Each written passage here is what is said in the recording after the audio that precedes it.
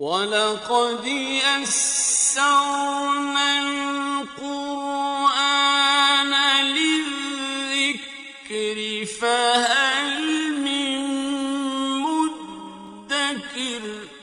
اور ہم نے قرآن کو سمجھنے کے لیے آسان کر دیا، تو کوئی ہے جو سوچے سمجھے۔ صوت القرآن، قرآن کی آواز۔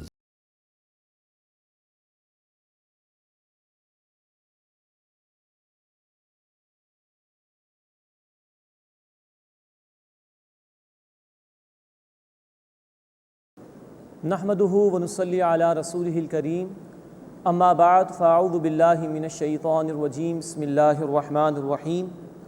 وقال الملک انی ارا 7 بقرات سمان یأکلہن 7 عجاف و7 سنبلات خضر واخرى یابسات یا ایہا الملأ افتونی فی رؤیای ان کنتم للرؤیا تعبرون۔ صدق اللہ العظیم۔ سورہ یوسف آیت نمبر 43 سے ہم اپنا مطالعہ شروع کر رہے ہیں۔ اب یہ چھٹا رکوع اس سورہ مبارکہ کا شروع ہو رہا ہے۔ اس رکوع میں انشاءاللہ ہم دیکھیں گے کہ اس وقت جو ایک بادشاہ تھا، اسے خواب دیکھا تھا اور اس کی تعبیر بالآخر یوسف علیہ السلام سے معلوم کی گئی۔ یوسف علیہ السلام نے اس کی تعبیر بھی بتائی، اور جو مشکل اس وقت لوگوں کو پیش آنے والی تھی اس کو ٹیکل کرنے کے لیے اس کی تدبیر بھی بیان فرمائی۔ وقال الملک، اور بادشاہ نے کہا، انی ارا 7 بقرات سمان، بے شک میں دیکھتا ہوں 7 موٹی تازی گائیں، یأکلہن 7 عجاف، انہیں 7 دبلی پتلی گائیں کھا رہی ہیں، و7 سنبلات خضر واخرى یابسات، اور 7 سبز خوشے اور دوسرے خشک ہیں۔ یا ایہا الملأ افتونی فی رؤیای ان کنتم للرؤیا تعبرون، اے میرے سرداروں، جو بھی اس کے وزراء وغیرہ تھے ان سے خطاب کر رہا ہے بادشاہ، اے میرے سرداروں، مجھے میرے خواب کی تعبیر بتاؤ اگر تم خواب کی تعبیر دینے والے ہو۔ قالوا اضغاث احلام، انہوں نے کہا کہ یہ تو بڑے پریشان خواب ہیں، عجیب سی بات ہے۔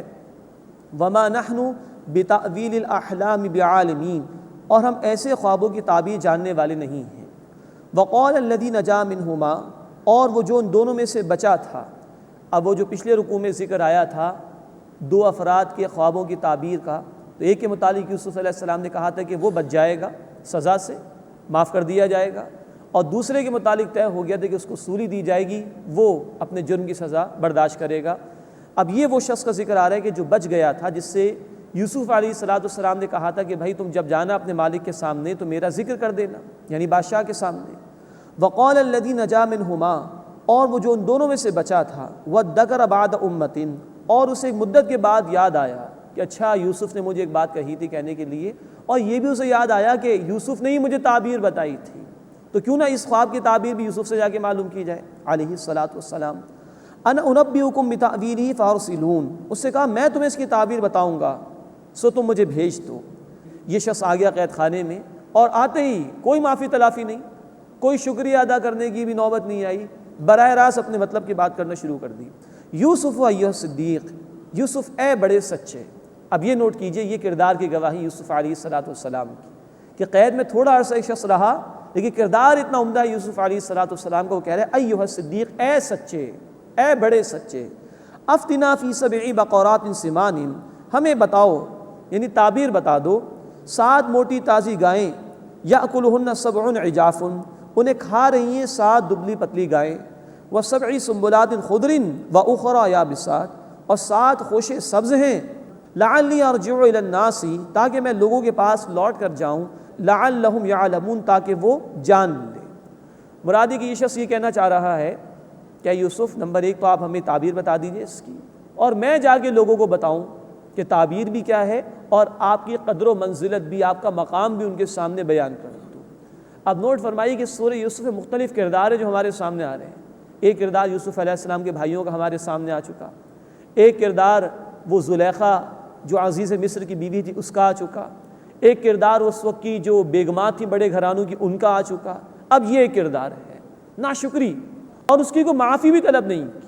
اور اس کے مقابلے میں یوسف علیہ السلام کا معاملہ آپ دیکھیے کہ نہ صرف یہ کہ وہ تعبیر بھی بتا رہے ہیں، بلکہ جو مشکل پیش آنے والی ہے اس کے لیے تدبیر بھی بیان کر رہے ہیں، لیکن کوئی شکوہ نہیں کیا انہوں نے، کوئی شکایت نہیں کی ہے۔ یہ ہے پیغام یہ ہے پیغمبرانہ اخلاق، ایک نبی علیہ الصلوۃ والسلام کا اسوہ۔ تو کوئی شکوہ شکایت نہیں کیا بلکہ تعبیر بتا رہے ہیں۔ قال تزرعون 7 سنین دأبا، انہوں نے فرمایا کہ تم 7 سال لگاتار کھیتی باڑی کرو گے، مطلب جم کر زراعت کرو گے۔ فما حصدتم فذروه فی سنبلہ الا قلیلا مما تأکلون، اب تدبیر بیان کر رہے ہیں۔ پھر جو تم کاٹو تو اسے اس کے خوشے میں رہنے دو، محفوظ رکھو، سوائے تھوڑے کے جو تم اس میں سے کھا لو، ضرورت کے مطابق لے لو، باقی کو اسٹاک کرنے کی کوشش کرو۔ ثم یأتی من بعد ذلک 7 شداد، پھر اس کے بعد آئیں گے 7 سخت سال، اب یہ قحط سالی کا دور ہوگا۔ یأکلن ما قدمتم لہن الا قلیلا مما تحسنون، کھا جائیں گے جو تم نے ان کے لیے بچا کر رکھا ہوگا، سوائے اس کے کہ جو تم تھوڑا بچا لو گے۔ مراد یہ کہ جو اسٹاک کرو گے پہلے 7 سال میں، اب وہ اگلے سال جو آئیں گے وہ شدید ہوں گے، اس میں وہ اسٹاک ختم ہو جائے گا۔ تو یہ تدبیر بھی بتا دی اس مشکل کو ٹیکل کرنے کے لیے۔ ثم یأتی من بعد ذلک عام، پھر اس کے بعد 1 سال آئے گا، فیہ یغاث الناس، اس میں لوگوں پر بارش برسائی جائے گی، وفیہ یعصرون، اور وہ اس میں نچوڑیں گے، مراد اللہ پھل عطا فرمائے گا، اس سے رس اور جوس وغیرہ وہ حاصل کریں گے۔ یہ تعبیر کا بیان بھی آ گیا اور تدبیر کا ذکر بھی آ گیا۔ اب 7واں رکوع شروع ہو رہا ہے۔ بادشاہ کو یہ تعبیر معلوم ہوئی، بہت عمدہ لگی، اس سے کہا کہ یوسف علیہ السلام کو میرے پاس لے کر آؤ۔ یوسف علیہ السلام نے پہلے اپنے کردار کی پاکیزگی کی گواہی ان سے چاہی کہ ان عورتوں سے معلوم کرو کہ جنہوں نے الزام تراشی مجھ پر کی تھی، زلیخا کا کیا معاملہ رہا میرے ساتھ، یہ پہلے کردار میرا واضح ہو جانا چاہیے۔ اس کے بعد ذکر آئے گا کہ اس زمین پر یوسف علیہ السلام کو بہت بڑا منصب عطا کر دیا گیا۔ وقال الملک ائتونی بہ، اور بادشاہ نے کہا کہ اسے میرے پاس لے کر آؤ۔ فلما جاءہ الرسول، پھر جب قاصد ان کے پاس آیا، رسول کے لغوی معنی پیغام پہنچانے والے کے، اللہ کے رسولوں کے لیے بھی آتا ہے کہ جن کو اللہ نے اپنی کتابیں عطا فرمائی، اپنی وحی عطا فرمائی اور انسانوں تک پہنچایا، یہاں یہ اپنے لغوی معنی میں ہے، لٹرل میننگ میں ہے، پیغام پہنچانے والا۔ فلما جاءہ الرسول، پھر جب قاصد ان کے پاس آیا، قال ارجع الی ربک، تو انہوں نے فرمایا کہ اپنے مالک کے پاس لوٹ جاؤ۔ فاسألہ ما بال النسوۃ اللاتی قطعن ایدیہن، اور اس سے پوچھو ان عورتوں کا کیا حال ہے جنہوں نے اپنے ہاتھ کاٹے تھے۔ اب باہر آنا پسند نہیں کر رہے یوسف علیہ السلام، اس لیے کہ آگے ایک بہت بڑا کام اللہ تعالیٰ سے لینے والے تھے، تو ممکن نہیں تھا کہ اتنا بڑا منصب ان کے پاس آئے جس کا ذکر آئے گا اور کردار پر کوئی داغ بھی موجود ہو، الزام تراشی لوگوں نے کی تھی۔ تو فرمایا کہ جاؤ پہلے پوچھواؤ ان عورتوں سے کیا معاملہ رہا۔ تو یہ ہے کہ اپنے کردار کی گواہی چاہ رہے ہیں کہ بالکل معاملہ واضح ہو جائے لوگوں کے سامنے، تو قید سے نکلنا پسند نہیں کیا، مجھے مزید یہاں رکھ لو، لیکن جب تک کردار کی گواہی پیش نہ ہو جائے، معاملہ بالکل صاف نہ ہو جائے، میں یہاں سے نہیں نکلوں گا۔ ان ربی بکیدہن علیم، بے شک میرا رب ان کے فریب سے خوب واقف ہے۔ اب قرآن تفصیلات میں جائے بغیر جتنا حصہ ضروری وہ ہمارے سامنے بیان کر رہا ہے۔ اب ان بیگمات سے پوچھ گچھ ہو گئی کسی نہ کسی انداز سے، ظاہری بات ہے بڑے گھروں کی بیگمات ہے، ان کو ایک جگہ جمع کر لینا کہ جہاں کوئی بادشاہ اور کوئی بڑا وزیروں سے پوچھ گچھ کر لے، کوئی مشکل کام نہیں تھا، تو اس کا ذکر آ رہا ہے۔ قال ما خطبکن اذ راوتن یوسف عن نفسی، بادشاہ نے کہا تمہارا کیا معاملہ تھا جب تم نے یوسف علیہ السلام کو ان کے نفس کی حفاظت سے پھسلانے کی کوشش کی تھی۔ یہ اشارہ کہ جب وہ محفل ہوئی تھی تو ہر عورت نے چاہا کہ یوسف میری طرف توجہ کر لے، تو یہ بھی فریب تھا ان کا۔ قل حاشا للہ، وہ بولی اللہ کی پناہ، ما علمنا علیہ من سوء، ہم نے اس میں کوئی برائی معلوم نہیں کی۔ قالت امرأۃ العزیز الآن حصحص الحق، اس عزیز مصر کی بیوی بولی اب حقیقت ظاہر ہو گئی ہے۔ انا راودتہ عن نفسہ، میں نے اسے اس کے نفس کی حفاظت سے پھسلانے کی کوشش کی تھی۔ وَإِنَّهُ لَمِنَ الصَّادِقِينَ، اور بے شک وہ سچوں میں سے ہے۔ اب یہ یوسف علیہ السلام کے کردار کی گواہی بھی آ گئی اور اس عورت نے اپنے جرم کا اعتراف بھی کر لیا۔ ذَلِكَ لِيَعْلَمَ، یہ اس لیے کہ تاکہ وہ جان لے، أَنِّي لَمْ أَخُنْهُ بِالْغَيْبِ، کہ میں نے اس کی غیر موجودگی میں خیانت نہیں کی۔ وَأَنَّ اللَّهَ لَا يَهْدِي كَيْدَ الْخَائِنِينَ، اور بے شک اللہ تعالیٰ خیانت کرنے والوں کے فریب کو کامیاب نہیں ہونے دیتا۔ وما ابرئ نفسی، اور میں اپنے نفس کو پاک نہیں کہتا۔ ان النفس لامارۃ بالسوء، بے شک نفس تو ہے ہی برائی کی خوب دعوت دینے والا۔ الا ما رحم ربی، مگر یہ کہ جس پر میرے رب نے رحم فرمایا۔ ان ربی غفور الرحیم، بے شک میرا رب بہت بخشنے والا مسلسل رحم فرمانے والا ہے۔ اب ان دو آیات کے متعلق نوٹ فرمائیے کہ دو آراء ہیں ہمارے ہاں مفسرین کی۔ نمبر ایک، یہ الفاظ یوسف علیہ السلام کے ہیں، تو یہ کہہ رہے ہیں کہ تاکہ معلوم ہو جائے کہ میں نے اس عزیز مصر کی غیر موجودگی میں اس کے گھر میں کوئی خیانت کا معاملہ نہیں کیا، اور اللہ تعالیٰ خیانت کرنے والوں کے فریب کو کامیاب بھی نہیں ہونے دیتا، اور میں اپنے نفس کو پاک نہیں کہتا۔ یہ ہے عاجزی یوسف علیہ السلام کی۔ ان النفس لامارۃ بالسوء، نفس ہے ہی برائی کی انتہائی دعوت دینے والا، الا ما رحم ربی، سوائے جس پر میرے رب نے رحم فرمایا، بے شک وہ بہت بخشنے والا رحم فرمانے والا ہے۔ تو ایک رائے تو یہ ہے کہ یہ یوسف علیہ السلام کے الفاظ، لیکن نوٹ فرمائیے ایک رائے مفسرین کا یہ بھی ہے، جس میں امام ابن کثیر رحمۃ اللہ علیہ بھی شامل ہیں، کہ یہ زلیخا کے الفاظ۔ بعض لوگوں کو یہ محسوس ہوتا ہے کہ اتنی بری عورت کیا وہ اتنی عمدہ باتیں کہہ سکتی ہے؟ تو نوٹ فرمائیے کہ اللہ کسی کو بدلنا چاہے تو وہ بدل سکتا ہے۔ اس عورت نے یوسف علیہ السلام پر بری نگاہ ڈالنے کی کوشش کی تھی، لیکن بہرحال اللہ کے وہ ایک نبی تھے، ان کے کردار کا ممکن ہے کہ اس عورت پر اثر ہو گیا ہو کہ یہ عورت باز آ گئی اور اس نے اپنے گناہ کا اعتراف کر لیا۔ اس تفسیر کے مطابق ترجمہ یہ ہوگا ذالک لیعلم، تاکہ یوسف یہ جان لے، انی لم اخنہ بالغیب، کہ میں نے اس کے پیٹھ پیچھے اس کی خیانت نہیں کی۔ ابھی یوسف جیل میں ہے، پوچھ گچھ ہو رہی عورتوں سے، میں نے خیانت نہیں کی، میں نے حق بیان کر دیا۔ وَأَنَّ اللَّهَ لَا يَهْدِي كَيْدَ الْخَائِنِينَ، بے شک اللہ تعالیٰ خیانت کرنے والوں کے فریب کو کامیاب نہیں ہونے دیتا۔ وَمَا أُبَرِّئُ نَفْسِي، اور میں اپنے نفس کو پاک نہیں سمجھتی۔ عین ممکن ہے کہ اس عورت نے جب توبہ کر لی ہو تو اللہ تعالیٰ اس کو بھی نیک توفیق عطا فرما دے، اور وہ بھی یہ کہہ اٹھے۔ اب یہ جو الفاظ ہیں آیت نمبر 53 کے، اس کے اوپر توجہ فرمائیے۔ ان النفس لامارۃ بالسوء، بے شک نفس تو ہے ہی برائی کی خوب دعوت دینے والا۔ نفس کی 3 اقسام ہیں، ایک تو یہی نفس امارہ جو برائی کی خوب دعوت دینے والا ہو، ایک ہے نفس لوامہ، سورۃ القیامہ آیت نمبر 2، ولا اقسم بالنفس اللوامہ، اور میں ملامت کرنے والے نفس کی قسم کھاتا ہوں۔ یہ قسم اللہ نے کھائی، جس کو ہم ضمیر کہتے ہیں عام اصطلاح میں۔ انسان برائی کرتا ہے تو اندر خلش محسوس ہوتی ہے، اور اگر اس کا دل زندہ ہو تو وہ رکنے کی کوشش بھی کرتا ہے۔ تو نفس امارہ برائی کی دعوت دیتا ہے، نفس لوامہ متنبہ کرتا ہے انسان کو برائی پر۔ تیسرا نفس ہے نفس مطمئنہ، سورۃ الفجر آیت نمبر 27، جن کی نیکی کی قوت بدی کی قوت پر غالب آ جائے، جن کی روح ان کے حیوانی وجود پر غالب آ جائے، جو اللہ کے لیے نیکی میں آگے بڑھنے والے ہوں، ان کو نفس مطمئنہ اللہ کی طرف سے عطا کر دیا جاتا ہے۔ اللہ ہمیں نفس مطمئنہ عطا فرمائے۔ ان النفس لامارۃ بالسوء، بے شک نفس تو ہے ہی برائی کی خوب دعوت دینے والا، الا ما رحم ربی، مگر یہ کہ جس پر میرے رب نے رحم فرمایا۔ اللہ کی توفیق سے بندہ گناہ سے بچ سکتا ہے۔ اللہ کے رسول صلی اللہ علیہ وسلم نے ہمیں بہت خوبصورت دعا سکھائی ہے، ہر فرض نماز کے بعد ہمیں پڑھنی چاہیے۔ اللہم اعنی علی ذکرک و شکرک و حسن عبادتک، اے اللہ میری مدد فرما اپنے ذکر کے لیے اور اپنے شکر کے لیے اور اپنی عمدہ عبادت کے لیے۔ اللہ کی توفیق کے بغیر نہ نیکی کرنا ممکن ہے، نہ بدی سے بچنا ممکن ہے۔ الا ما رحم ربی، مگر یہ کہ جس پر میرے رب نے رحم فرمایا۔ ان ربی غفور الرحیم، بے شک میرا رب بہت بخشنے والا مسلسل رحم فرمانے والا ہے۔ اب یہ یوسف علیہ السلام کی پاک دامنی سامنے آ گئی۔ اب بادشاہ ان کو اپنے پاس بلانے کے لیے کہہ رہا ہے۔ وقال الملک ائتونی بہ، اور بادشاہ نے کہا کہ اسے میرے پاس لے آؤ۔ استخلصہ لنفسی، میں اسے اپنے لیے خاص کر لوں، میں خاص کام لوں گا اب سے۔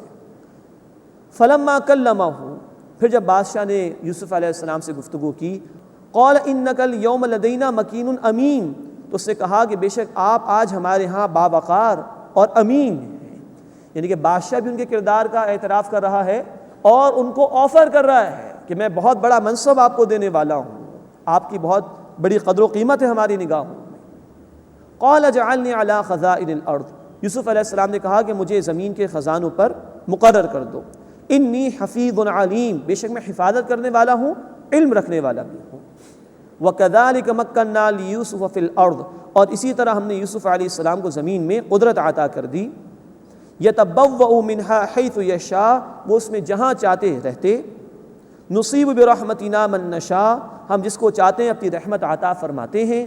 ولا نضیع اجر المحسنین، اور ہم عمدگی کے ساتھ عمل کرنے والوں کے اجر کو ضائع نہیں کیا کرتے۔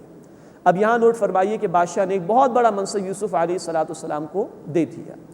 زراعت کے اوپر اور دیگر خزانوں کے اوپر یوسف علیہ السلام کو مقرر کر دیا گیا۔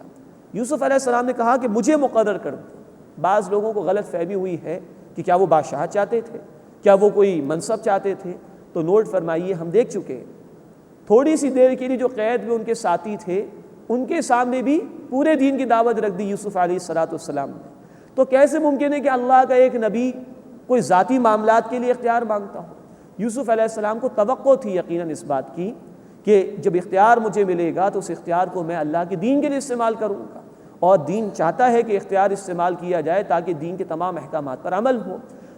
یہ یوسف علیہ السلام نے بادشاہ سے یہ کہا، اور مزید نوٹ کیجئے اس کہنے سے پہلے آیت نمبر 54 میں خود بادشاہ نے کہہ دیا کہ آج ہمارے آپ کا بہت بڑا مقام ہے، بڑی قدر و قیمت ہے، تو اس سے فائدہ اٹھانا چاہا یوسف علیہ السلام نے تاکہ اس اختیار کو اللہ کے دین کے لیے استعمال کیا جائے۔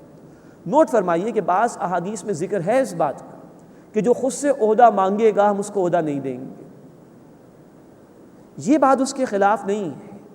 علماء نے بیان کیا ہے کہ جب کوئی شخص محسوس کرے کہ اجتماعیت کو ضرورت ہے میری صلاحیت کی اور کوئی شخص بھی موجود نہیں، تو اس کو آگے بڑھنا چاہیے اور اجتماعیت کے بھلے کے لیے کوئی منصب اختیار کرنا چاہیے تاکہ لوگوں کا بھلا ہو۔ یہاں پر یوسف علیہ السلام نے ایسا ہی کیا۔ کوئی بھی شخص ایسا نہیں تھا کہ جو ان مسائل کو ٹیکل کر سکتا ہو جو کہ قحط سالی کے آنے تھے، اور پھر اس سے بڑھ کر دین کے لیے محنت کرنا۔ یوسف علیہ السلام یہ اللہ کے نبی تھے، اس لیے آگے بڑھ کر انہوں نے منصب اختیار کیا جس میں زراعت اور معدنیات اور دیگر خزانے ان کے زیر تحت آ گئے، اور ان کا مقصد یقیناً یہ تھا کہ اللہ کے دین کے لیے اس کو استعمال کیا جائے۔ لیکن اب اگلی آیت میں قرآن کہہ رہا ہے کہ وَلَأَجْرُ الْآخِرَةِ خَيْرٌ لِّلَّذِينَ آمَنُوا وَكَانُوا يَتَّقُونَ، اور آخرت کا بدلہ بہتر ہے ان لوگوں کے لیے جنہوں نے ایمان قبول کیا اور جنہوں نے تقویٰ کی روش اختیار کی۔ چاہے یوسف علیہ السلام کو ہی اختیار دے دیا گیا ہو یا چاہے سلیمان علیہ السلام کی بادشاہتی ہو، یہ سب دنیا کا عارضی معاملہ ہے۔ اصل ٹھکانہ آخرت کا ہے، اور وہ ان لوگوں کے لیے ہے جو ایمان لائے اور جنہوں نے تقوی اختیار کیا، یعنی وہ اللہ کی نافرمانی سے بچتے رہے۔ اللہ ہمیں ان بندوں میں شامل فرمائے۔ اس کے بعد اب 8واں رکوع شروع ہو رہا ہے۔ اب یوں نوٹ فرمائیے کہ وہ خوشحالی کا دور گزر چکا 7 سال، اور اب وہ 7 سال شروع ہو گئے کہ جس میں قحط سالی کا دور ہے۔ مصر کے باہر بھی دیگر علاقوں میں قحط سالی ہے۔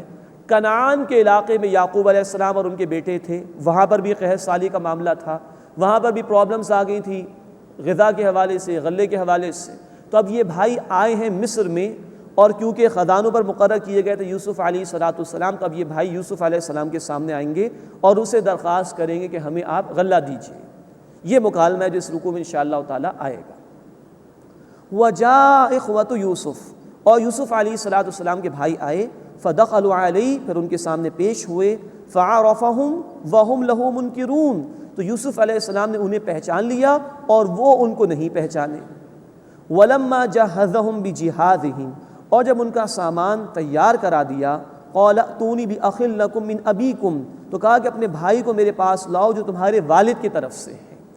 وہ جو ایک رائے مفسرین کی ہے کہ 10 بیٹے یعقوب علیہ السلام کے ایک بیوی سے تھے، اور 2 بیٹے یعنی یوسف علیہ السلام اور بنیامین وہ دوسری بیوی سے تھے، اس کی طرف اشارہ ہو رہا ہے کہ جو والد کی طرف سے تمہارے بھائی ہیں ان کو میرے پاس لے کر آؤ۔ یعنی معلوم ہوتا ہے کہ یوسف علیہ السلام نے غلہ دینے سے پہلے ان کے حالات معلوم کیے ہوں گے۔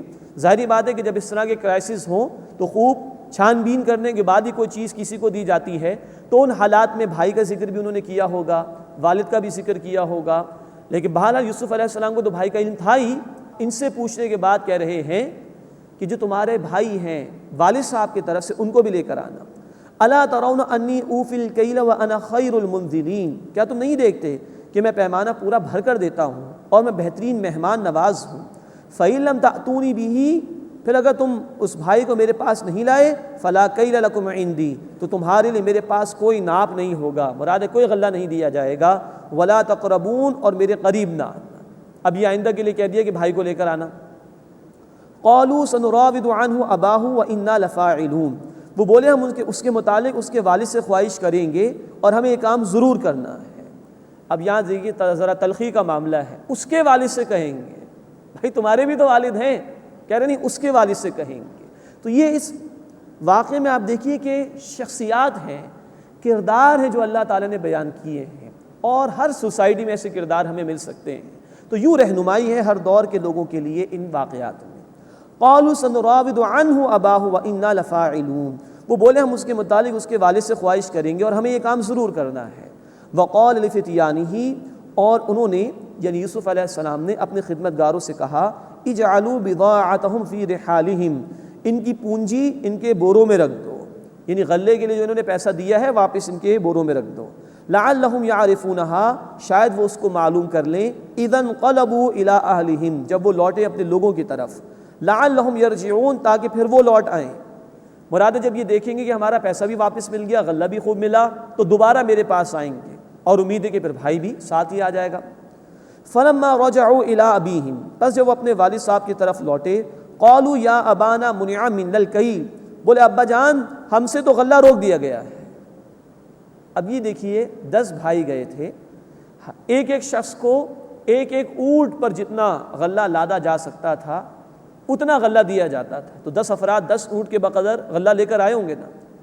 لیکن یہ کہ وہ ناشکری والی بات، وہ قناعت نہ کرنے والی بات، اس کا کچھ اشارہ ہو رہا ہے. منع من الکیل، ہم سے تو غلہ روک دیا گیا ہے. فارسل معنا اخانا، بس ہمارے ساتھ ہمارے بھائی کو بھیج دیجئے. نقتل وَإِنَّا لَهُ لَحَافِظُونَ، تاکہ ہم غلہ لے کر آئے اور ہم بے شک نگہبان ہیں اس پر.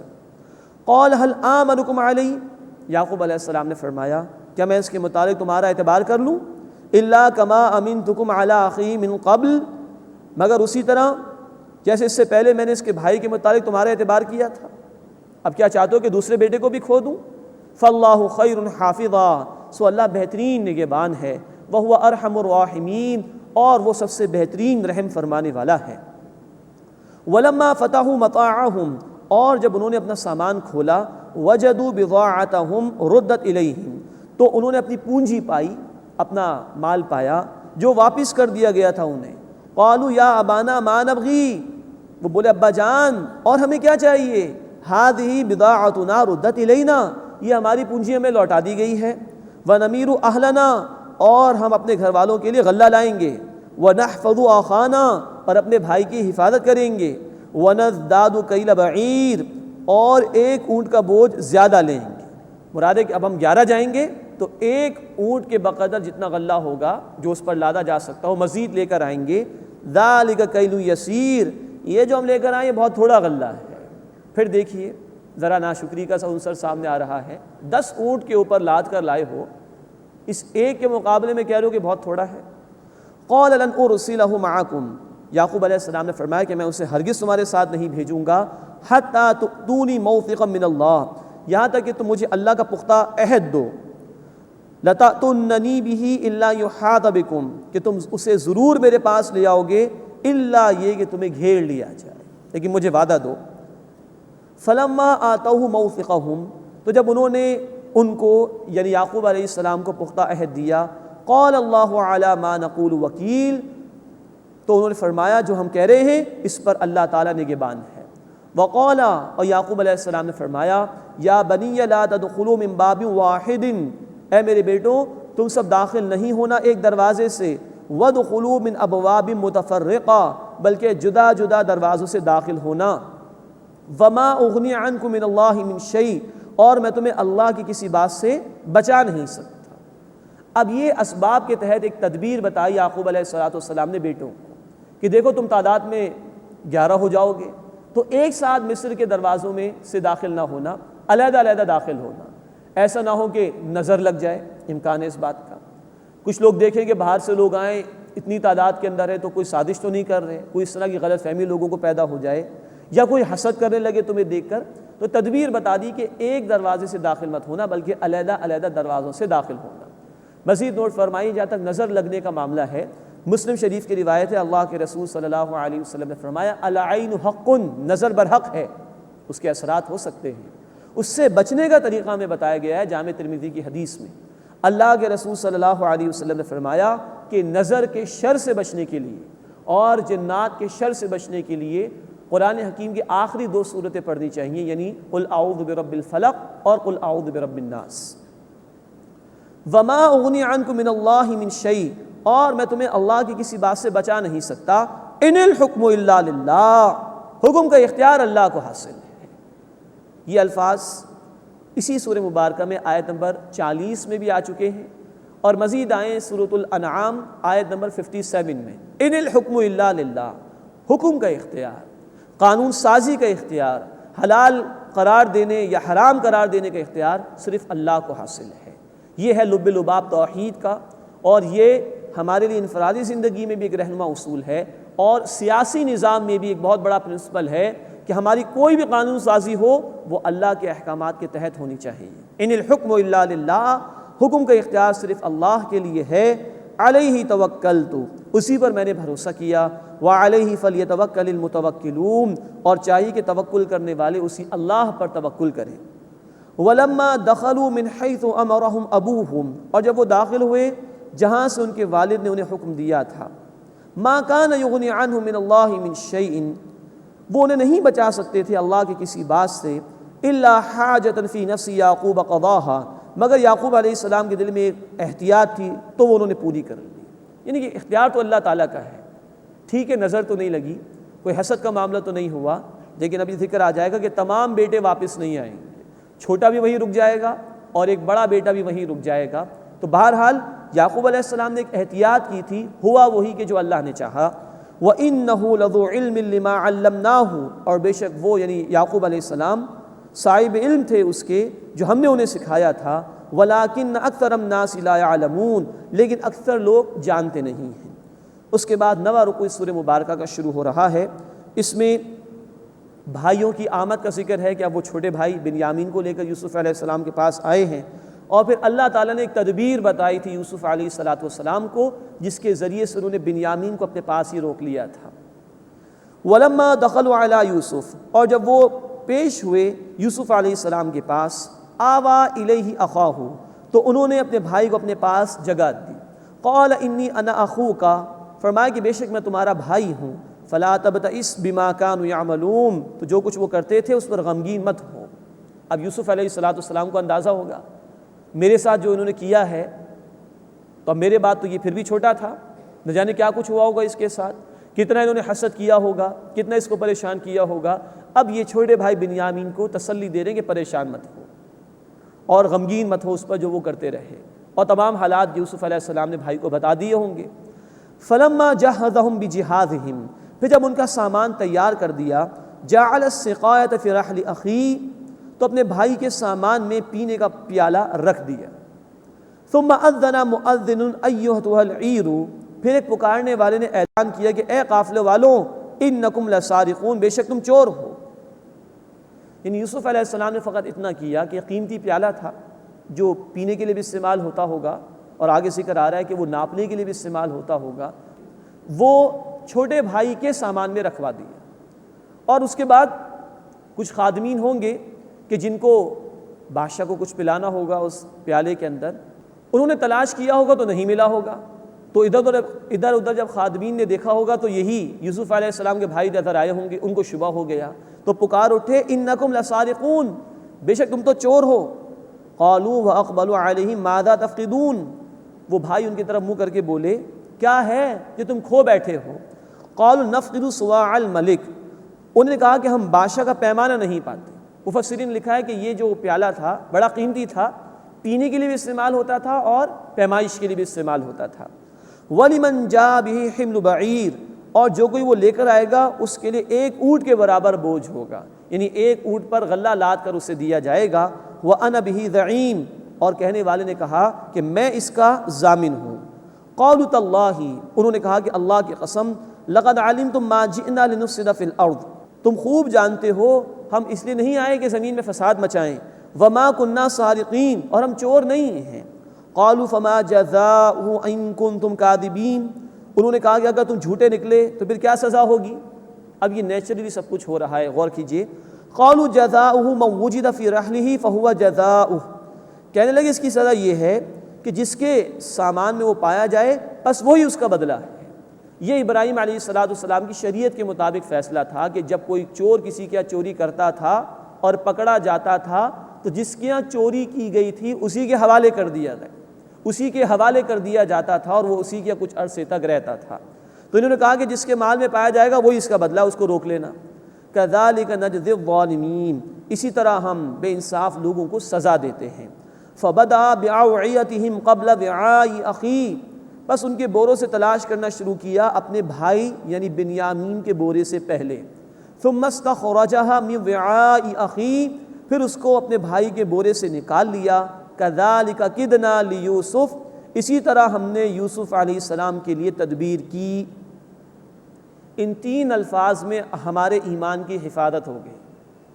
نوٹ فرمائیے، اس پوری تدبیر کو اللہ تعالیٰ کہہ رہے ہیں ہم نے یہ تدبیر کی، ورنہ بظاہر تو لگ رہا ہے کہ یوسف علیہ السلام نے پیالہ بھی رکھ دیا بھائی کے بورے میں اور پھر اسی کے بورے سے نکلوا بھی دیا اور اب روکنا چاہ رہے ہیں بھائی کو، بظاہر ایسا لگتا ہے، لیکن اللہ ہے، اس نے تدبیر سکھائی یوسف علیہ السلام کو، اور اس پوری تدبیر کی نسبت اللہ نے اپنی طرف کر لی۔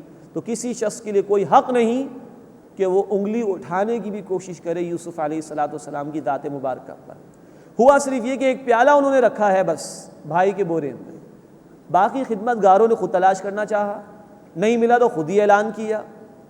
ان بھائیوں سے پوچھا، انہوں نے کہا اچھا جس کے بورے میں ملے وہی اس کا بدلہ ہو جائے گا، یہ نیچرلی سب کچھ ہوا ہے، اور بالآخر بھائی کے بورے سے نکلا۔ اب چاروں ناچار بھائیوں کو ماننا پڑا کہ ٹھیک ہے بنیامین کو آپ روک لیجئے۔ کذالک کدنا لیوسف، اسی طرح ہم نے یوسف علیہ السلام کے لیے تدبیر فرمائی۔ ما کان لیأخذ اخاہ فی دین الملک الا ان یشاء اللہ، وہ بادشاہ کے قانون کے مطابق بھائی کو نہیں روک سکتے تھے، ان کے لیے روا نہیں تھا کہ اس کام کے لیے ایک بادشاہ کے قانون کو استعمال کریں کہ وہ بادشاہ کے جو اللہ کے احکامات پر عمل نہیں کر رہا ہوگا۔ الا ان یشاء اللہ، مگر یہ کہ اللہ چاہے۔ اب اللہ نے تدبیر فرما دی تھی، بادشاہ کے قانون میں رہتے ہوئے ان کے لیے روا نہیں تھا کہ وہ بھائی کو روکنے کی کوشش کرتے۔ اب یہاں الفاظ آئے دین الملک، بادشاہ کا دین۔ نوٹ فرمائیے، ہم پڑھ چکے سورہ آل عمران آیت نمبر 19 میں، ان الدین عند اللہ الاسلام، دین اللہ کے نزدیک فقط اسلام ہے۔ اور ہم پڑھ چکے ہیں سورہ آل عمران آیت نمبر 85 میں بھی، وَمَن يَبْتَغِي غَيْرَ الْإِسْلَامِ دِينًا فَلَن يُقْبَلَ مِنْهُ، جو اسلام کے علاوہ کسی اور نظام زندگی کو اختیار کرے گا دین کے طور پر، وہ ہرگز اس سے قبول نہیں کیا جائے گا۔ تو دین کا وسیع تر مفہوم یہ ہے کہ اسلام ایک مکمل نظام زندگی ہے۔ اگر اجتماعی معاملات میں اللہ کے مقابلے میں کسی اور کے احکامات پر عمل ہو رہا ہو تو دین اللہ کا نہیں ہوتا۔ جیسے یہاں پر الفاظ دین الملک، بادشاہ کا دین، بادشاہ کا قانون، وہاں بادشاہ کے قوانین چل رہے تھے، اللہ کی بات نہیں مانی جا رہی تھی، اس لیے دین بادشاہ کا ہوا۔ تو کسی بھی ملک یا کسی بھی زمین پر اگر اجتماعی نظام میں انسانوں کا قانون چل رہا ہے تو دین اللہ کا نہیں ہے، دین پھر انسانوں کا ہو گیا یا دین بادشاہ کا ہو گیا۔ آج دین جمہور ہے، اکثریت کی بات مان لی جائے گی۔ برٹش پارلیمنٹ کے اندر اکثریت سے بل پاس ہو گیا ہومو سیکچولیٹی کا، تالیوں کی گونج میں مرد کی مرد سے شادی جائز، عورت کی عورت سے شادی جائز۔ اکثریت کی بات مان لی جائے گی، عوام جس کو ووٹ دے دیں اکثریت کو، وہ جو چاہے قانون پاس کر دیں، یہ دین جمہور ہو گیا۔ دین اللہ کا اس وقت ہوتا ہے جب نظام زندگی میں اللہ کو بڑا مان کر زندگی کے تمام امور میں اس کے احکامات کے مطابق فیصلے ہوں اور اس کی اطاعت کی جائے۔ اللہ ہمیں توفیق دے کہ اللہ ہمیں توفیق عطا فرمائے کہ ہم کسی بادشاہ کے قانون کے مقابلے میں، کسی انسان کے قانون کے مقابلے میں اللہ کے قانون پر عمل کریں اور پورے کے پورے دین پر عمل کرنے کی اللہ ہمیں توفیق عطا فرمائے۔ انفرادی زندگی میں فوراً عمل کرنا چاہیے، اور اجتماعی زندگی میں ضروری ہے کہ اللہ کے عطا کردہ نظام کو غالب کرنے کی جد و جہد کی جائے تاکہ ہماری عبادت مکمل ہو سکے اور دین پورے کا پورا اللہ کے لیے ہو جائے۔ ما کان لیأخذ اخاہ فی دین الملک الا ان یشاء اللہ، وہ بادشاہ کے قانون کے مطابق اپنے بھائی کو روک نہیں سکتے تھے، ان کے لیے روا نہیں تھا، مگر یہ کہ اللہ تعالیٰ ہی چاہے۔ نرفع درجات من نشاء، ہم درجات بلند کرتے ہیں جس کے چاہتے ہیں، وفوق کل ذی علم علیم، اور ہر صاحب علم کے اوپر ایک علم والا ہے، سب سے بڑا علم، کامل علم وہ اللہ ہی کا ہے۔ قالوا ان یسرق فقد سرق اخ له من قبل، وہ بولے کہ اگر اس نے چرایا ہے تو اس سے پہلے اس کے بھائی نے بھی چوری کی تھی، معاذ اللہ۔ بنیامین پر بظاہر الزام آ گیا ہے تو اب یہ کہہ رہے ہیں یوسف نے بھی ایسے کیا تھا پہلے۔ یہ ہے جو بری بات انہوں نے کہی، بھائیوں کے اوپر الزام تراشی کی کوشش کی۔ فَأَسَرَّهَا يُوسُفُ فِي نَفْسِهِ، پس یوسف علیہ السلام نے اس بات کو اپنے دل میں چھپایا، وَلَمْ يُبْدِهَا لَهُمْ، اور ان پر ظاہر نہیں فرمایا۔ قال انتم شر مکانا، فرمایا کہ آج تم بدتر درجے میں ہو، واللہ اعلم بما تصفون، اور جو تم جھوٹ بیان کرتے ہو اللہ اسے خوب جانتا ہے۔ قالوا یا ایھا العزیز، وہ کہنے لگے اے عزیز۔ اب نوٹ کیجئے، عزیز ایک بڑے منصب کا نام تھا وہاں پر، جسے ہم اپنی زبان میں منسٹر کہہ سکتے ہیں، وزیر کہہ سکتے ہیں۔ پہلے لفظ آیا تھا عزیز مصر کے لیے، جس کے گھر میں پرورش ہوئی تھی یوسف علیہ السلام کی۔ اب ایک بڑے منصب پر یوسف علیہ السلام آ گئے تو بھائی ان کو عزیز کہہ کر پکار رہے ہیں۔ قالوا یا ایھا العزیز، کہنے لگے اے عزیز، ان لہ ابا شیخا کبیرا، بے شک اس کے والد بڑی عمر کے بوڑھے ہیں، فخذ احدنا مکانہ، بس اس کی جگہ ہم میں سے کسی ایک کو رکھ لیجئے، انا نراک من المحسنین، بے شک ہم تو آپ کو دیکھتے ہیں احسان کرنے والوں میں سے۔ قال معاذ اللہ، یوسف علیہ السلام نے فرمایا اللہ کی پناہ، ان ناخذ الا من وجدنا متاعنا عنده، کہ ہم اس کے سوا کسی اور کو پکڑیں کہ جس کے پاس ہم نے اپنا سامان پایا۔ کتنے خوبصورت الفاظ ہیں، یہ نہیں کہا کہ جس نے چوری کی، کہا جس کے پاس ہم نے اپنا سامان پایا۔ انا اذا لظالمون، اگر ہم ایسا کہیں تو بے شک ہم بے انصاف لوگوں میں سے ہو جائیں۔ اس کے بعد اس سورہ مبارکہ کا 10واں رکوع شروع ہو رہا ہے۔ اب بھائی واپس گئے، والد صاحب سے درخواست کی بھائی کے والد سے کہ اب ایسا ہو گیا ہے کہ ہم سے بنیامین بھی چھن گئے، ایک اور بھائی کا ذکر آئے گا، ان کو بھی انشاءاللہ تعالیٰ ہم دیکھیں گے۔ اس واپسی کا ذکر ہو رہا ہے، اور پھر یوسف علیہ السلام کے بھائیوں کی معافی کا ذکر بھی اسی رکوع میں انشاءاللہ تعالیٰ آ جائے گا۔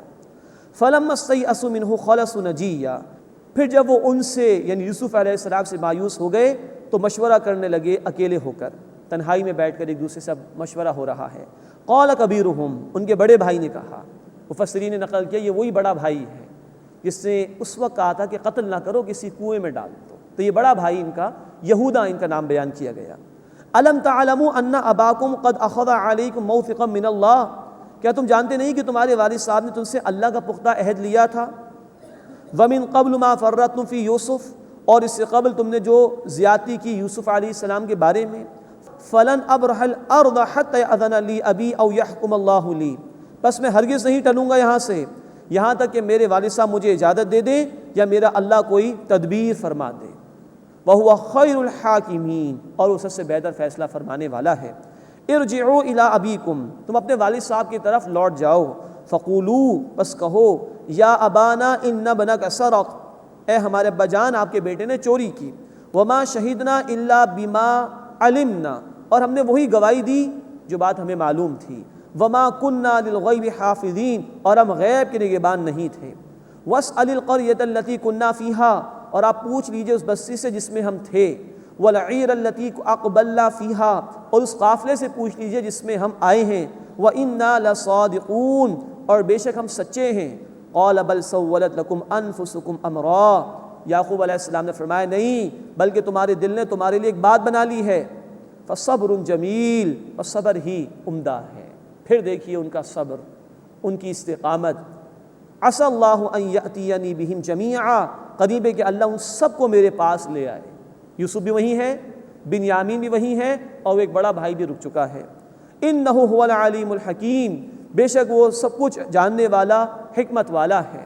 وتولی عنہم، اور یعقوب علیہ السلام نے ان سے منہ پھیر لیا۔ وقال یا اسف علی یوسف، اور کہا ہائے افسوس یوسف پر۔ وَابْيَضَّتْ عَيْنَاهُ مِنَ الْحُزْنِ وَهُوَ كَظِيمٌ، اور ان کی آنکھیں غم کی وجہ سے سفید ہو گئیں، بس وہ گھٹ رہے تھے۔ اب یہ دیکھیے شیطان نے جو پٹی بھائیوں کو پڑھائی تھی، یوسف کو قتل کر دو تو باپ کے چہیتے ہو جاؤ گے، یہاں معاملہ الٹا ہو گیا۔ جتنا یوسف دور ہیں اتنا ان کی محبت جو یعقوب علیہ السلام کے دل میں تھی اس میں اضافہ ہو گیا، اور جدائی کا اتنا افسوس ہے کہ آنکھوں کی بینائی جاتی رہی۔ قالوا تاللہ، وہ بولے اللہ کی قسم، تفتؤ تذکر یوسف، آپ تو ہمیشہ یوسف کو یاد کرتے رہیں گے، حتی تکون حردا، یہاں تک کہ آپ بیمار ہو جائیں، او تکون من الہالکین، یا ہلاک ہو جانے والوں میں سے ہو جائیں۔ یعقوب علیہ السلام نے کوئی اس پر جواب دہی نہیں کی، بلکہ اللہ کے حضور اپنا معاملہ رکھا۔ قال انما اشکو بثی وحزنی الی اللہ، فرمایا کہ میں اپنی بے قراری اور اپنا غم اللہ کے سامنے بیان کرتا ہوں۔ یہ ہے ایک نبی کا توقع، کوئی مشکل آئے اللہ کی طرف رجوع کرو، بندوں سے توقع نہ رکھو، اللہ سے توقع رکھو۔ وَأَعْلَمُ مِنَ اللَّهِ مَا لَا تَعْلَمُونَ، اور میں اس اللہ کی طرف سے جانتا ہوں جو تم نہیں جانتے۔ خواب دیکھ چکے تھے، اندازہ تھا کہ کیا کچھ ہونے والا ہے۔ یا بنی یذھبوا فتحسسوا، اے میرے بیٹے تم جاؤ پس کھوج نکالو، می یوسف و اخیہ، یوسف کی اور اس کے بھائی کی، ولا تیأسوا من روح اللہ، اور اللہ کی رحمت سے مایوس نہ ہو جاؤ، انہ لا ییأس من روح اللہ الا القوم الکافرون، بے شک اللہ کی رحمت سے تو وہی مایوس ہوتے ہیں جو کافر قوم میں ہیں۔ گویا معلوم ہوا کہ اللہ کی رحمت سے مایوس ہو جانا کفر ہے ہمارے دین۔ فلما دخلوا علیہ، پھر جب وہ ان کے سامنے پیش ہوئے، قالوا یا ایھا العزیز مسنا واہلنا الضر، اے عزیز، یوسف علیہ السلام سے اب بھائی پھر کہہ رہے ہیں، ہمیں اور ہمارے گھر والوں کو تکلیف پہنچی ہے، وجئنا ببضاعۃ مزجاۃ، اور ہم ناقص پونجی لے کر آئے ہیں، فاوف لنا الکیل، بس ہمیں ہمارا ناپ دے دیجئے، غلہ دے دیجئے، وتصدق علینا، اور ہم پر صدقہ کیجئے۔ اب یہ اپنی عاجزی بیان کر رہے ہیں، ان اللہ یجزی المتصدقین، بے شک اللہ تعالیٰ صدقہ کرنے والوں کو جزا دیتا ہے۔ یوسف علیہ السلام سے اب یہ حالت برداشت نہیں ہوئی، چنانچہ انہوں نے کہا، قال هل علمتم، یوسف علیہ السلام نے فرمایا کیا تمہیں خبر ہے، ما فعلتم بیوسف واخی، کہ تم نے یوسف علیہ السلام اور اس کے بھائی کے ساتھ کیا کیا، اذ انتم جاہلون، جبکہ تم نادان تھے، قالوا اانک لانت یوسف، وہ بولے کیا تم ہی یوسف ہو، یہ ان کو جو ہے وہ تعجب ہو گیا۔ قال انا یوسف، یوسف علیہ السلام نے فرمایا کہ میں ہی یوسف ہوں، وہذا اخی، اور یہ میرا بھائی ہے، قد من اللہ علینا، یقیناً اللہ نے ہم پر احسان فرمایا۔ اب کوئی نکیر نہیں کر رہے بھائیوں پر، بلکہ اللہ کا شکر ادا کر رہے ہیں۔ انہ من یتقی ویصبر، بے شک جو اللہ کا تقوی اختیار کرے اس کی نافرمانی سے بچے، ویصبر، اور صبر کرتا رہے، فإن اللہ لا یضیع اجر المحسنین، تو بے شک اللہ تعالیٰ عمدگی کے ساتھ عمل کرنے والوں کے اجر کو ضائع نہیں کرتا۔ قالوا، کہنے لگے، تاللہ لقد آثرک اللہ علینا، اللہ کی قسم اللہ نے تمہیں ہم پر فضیلت دی ہے، وَإِن كُنَّا لَخَاطِئِينَ، اور بے شک ہم ہی خطاوار تھے۔ اب انہوں نے اپنی خطا کا اقرار کر لیا۔ نوٹ کیجئے کہ تمام جو کردار ہیں صورت میں ان کا اختتام بڑا عمدہ رہا ہے۔ زلیخا نے بھی معافی مانگ لی تھی، یہ بھی اب اپنی خطا کا اقرار کر رہے ہیں۔ قال لا تثریب علیکم اليوم، یوسف علیہ السلام نے فرمایا تم پر آج کوئی ملامت نہیں، یغفر اللہ لکم، اللہ تمہیں بخش دے، وہو ارحم الراحمین، اور وہ سب سے بڑھ کر رحم فرمانے والا ہے۔ یہی الفاظ نبی صلی اللہ علیہ وسلم نے مشرکین مکہ کو کہے تھے فتح مکہ کے دن، کہ جیسے یوسف نے اپنے بھائیوں کو معاف کر دیا تھا، میں نے بھی تمہیں معاف کر دیا۔ اذهبوا بقمیصی ھذا، تم میری یہ قمیص لے کر جاؤ، فالقوہ علی وجہ ابی یأتی بصیرا، بس اس کو میرے والد صاحب کے چہرے پر ڈال دو، وہ چلے آئیں گے دیکھتے دیکھتے، ان کی بینائی واپس آ جائے گی۔ وَأْتُونِي بِأَهْلِكُمْ أَجْمَعِينَ، اور تم میرے پاس اپنے تمام گھر والوں کو لے آؤ۔ یہاں بات مکمل ہوئی اس اعتبار سے کہ یوسف علیہ السلام نے اظہار کر دیا کہ وہ ان کے بھائی ہیں۔ اللہ تعالی ہمیں اپنی آیات کا فہم عطا فرمائے اور ان کے تقاضوں پر عمل کی توفیق عطا فرمائے۔ وآخر دعوانا الحمد للہ رب العالمین۔